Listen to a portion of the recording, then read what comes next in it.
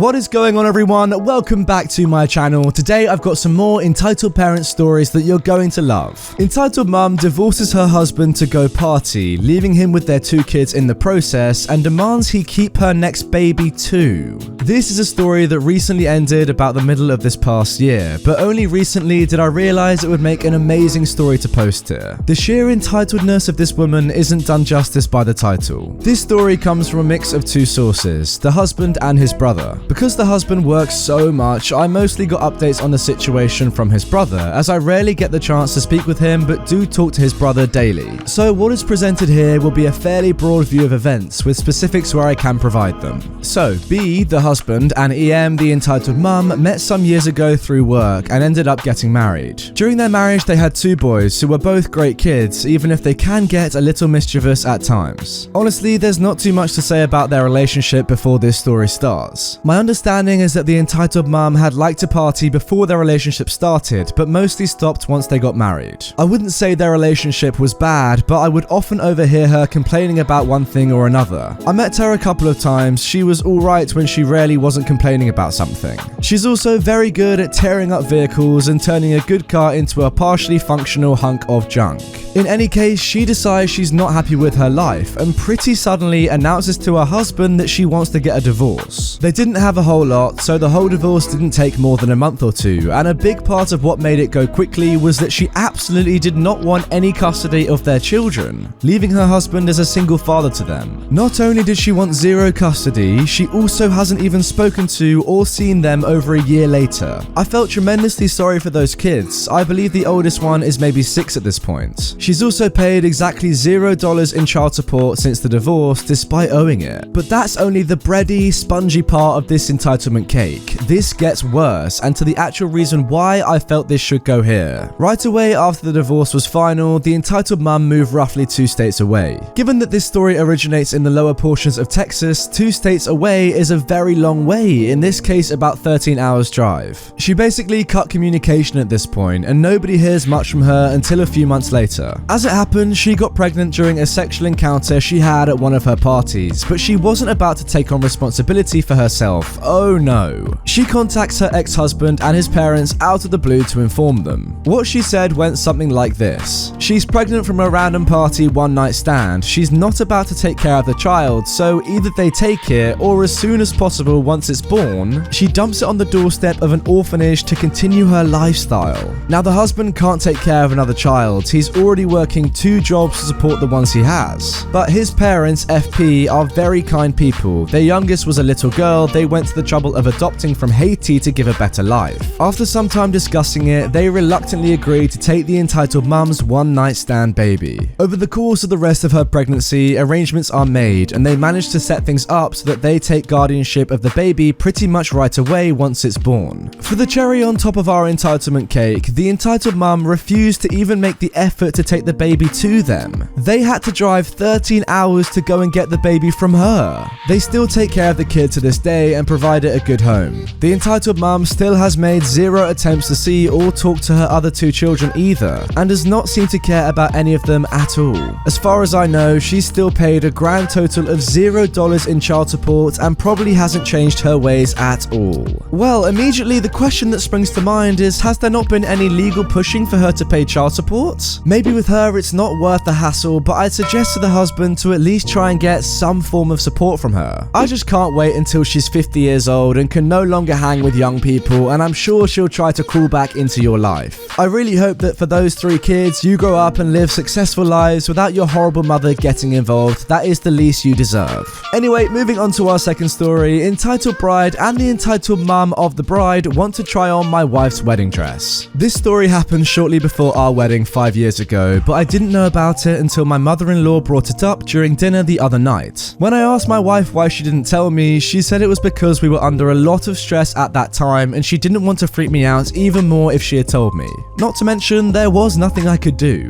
I'm posting it here with her permission. She says I'm a better writer than her. I disagree, but we'll see about that. So I don't normally read out the cast, but I think for this one it is necessary. So firstly, Cassette, the love of my life, my wife, and the target of the entitled bride's entitlement. MIL, Cassette's mum, my mother-in-law, a strict, no-nonsense German lady who doesn't take any rubbish from others. EB, entitled entitled bride, EMOB, entitled mother of the bride, manager of the store, doubles as sale associate and alterations guy, and me, your friendly neighborhood narrator. I wasn't there when this happened because of the whole groom can't see the bride in her dress before the wedding. This is based on what my wife and my mother-in-law remember. Now onto the story. A month or so before the wedding, Cassette and her mum were at the bridal shop, squeezing in the final alterations on her dress. The dress Cassette had picked out was a ball gown with sprigs of flowery lace on the shoulder and hip, and it came with 3 colors: white, cream and pale pink for the fabric, and 4 colors: white, cream, pink and black for the lace. The only sample they had for that style came in white with white lace, but my wife chose to go with cream and pale pink. While Cassette, my mother-in-law and the manager were in one booth working, there was another bride and her mother trying on dresses with another associate in the booth next to theirs. Cassette wasn't really paying attention to what was going on in the other booth, but my mother-in-law remembered how the entitled bride was going through dress after dress and kept criticizing everything she tried on. My mother-in-law went so far as to call her a brat, saying how they were ugly and etc, etc. That was when the entitled mother of the bride came up to their booth and clamped a hand of Cassette's shoulder, nearly sending her jumping a mile high and nearly tearing a hole in the skirt that was being pinned up. "Hey, I love your dress."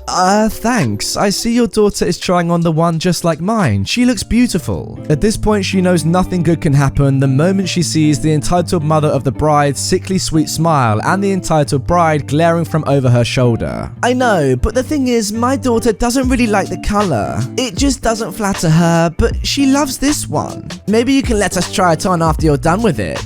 Cassette and her mother exchanged worried glances. "I'm sorry, but my daughter already purchased the dress. It's not a sample." "Nonsense, come on, just let us try it on really quick. It's not like it's a big deal." "No, it seriously is a big deal. It's my dress. I bought it months ago and it's already been tailored to fit me. I don't think it's going to fit your daughter."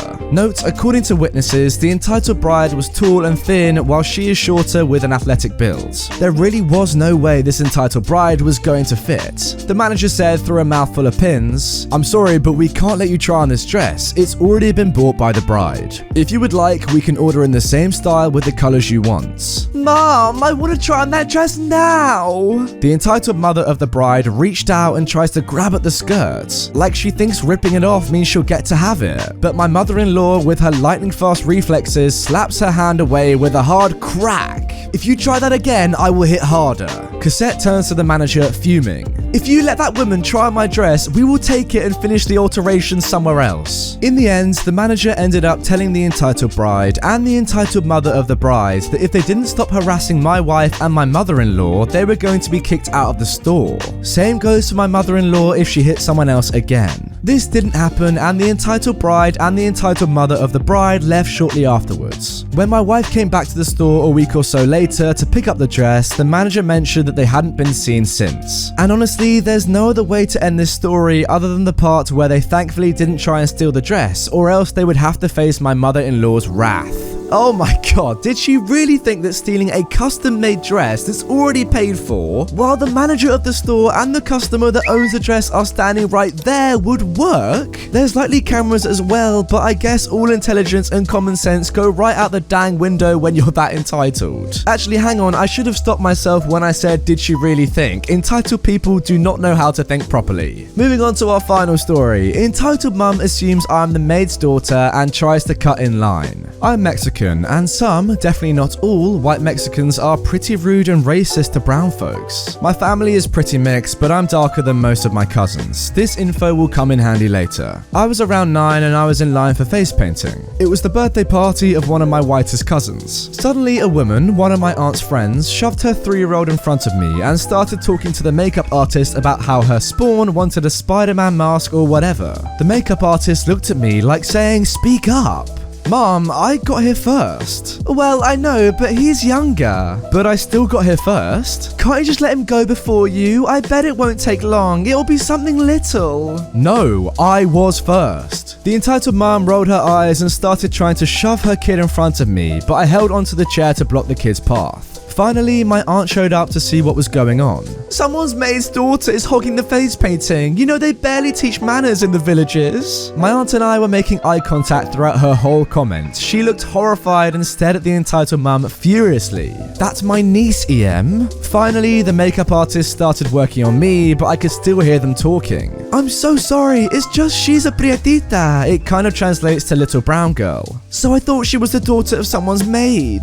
You know, your baby looks like he's tired. Maybe he should go home and rest. I might call you later. The entitled mum and her kid left the party, and my aunt couldn't stop hugging me and calling me beautiful. She felt pretty guilty, but my parents assured her it wasn't her fault. Still, we never went to another of her family's parties again. My aunt's mother, who was always pretty racist, she was always barely lighter than me, but her husband was from the Netherlands and she felt that made her white in outsourcing, sided with the entitled mum, saying I did look like a maid, and my parents decided I had enough of that side of the family. Oh my goodness, I'm so sorry, that is so horrible. As we saw with my last Entitled Parents video, unfortunately racism is still rife in this day and age. It is such a shame. I would love to say that I think the problem is diminishing each day, but I'm really not sure if it is. I feel like something needs to be done. The one positive of this story is your aunt. Good on her. We need more people like her in the world making a difference. Anyway guys, that is going to do it for this episode of Entitled Parents. I really hope you have enjoyed it. If you did, like the video, comment your opinions down below and subscribe for daily videos on my channel. Also, if you want more content from me, click the video on screen right away and I will see you over there in just a matter of seconds.